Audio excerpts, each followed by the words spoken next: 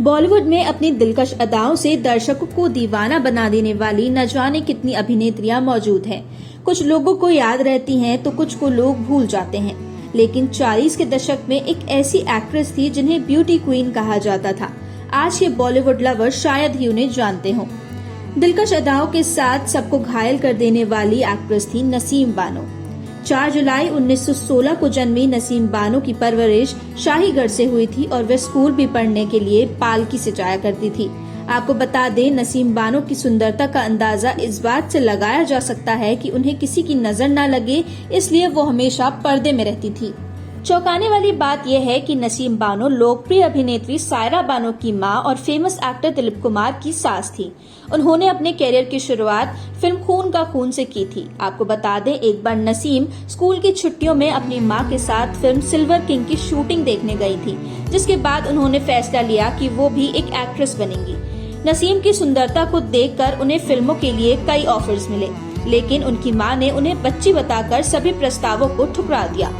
इसी दौरान film maker Sohrab Modi ने अपनी फिल्म खून का खून के लिए नसीम को लीड रोल ऑफर किया।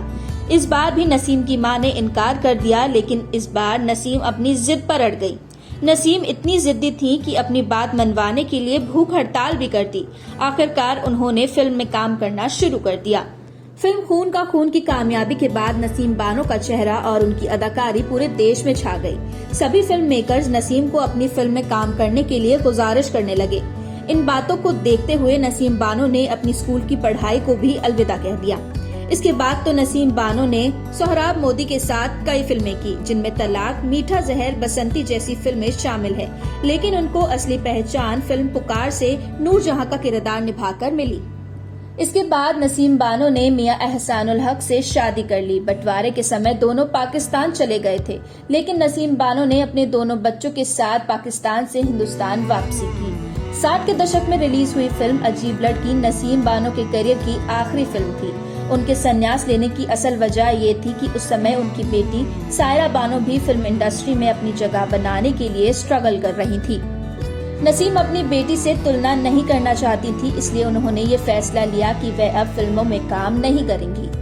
उसके बाद नसीम ने बतौर फैशन डिजाइनर काम शुरू किया और अपनी बेटी की कई फिल्मों के लिए उन्होंने ड्रेसेस भी डिजाइन की। इसके बाद 18 जून 2002 में एक दुखद खबर आई कि 85 साल की उम्र में नसीम ने अंतिम सांस ली और दुनिया को अलविदा कह दिया।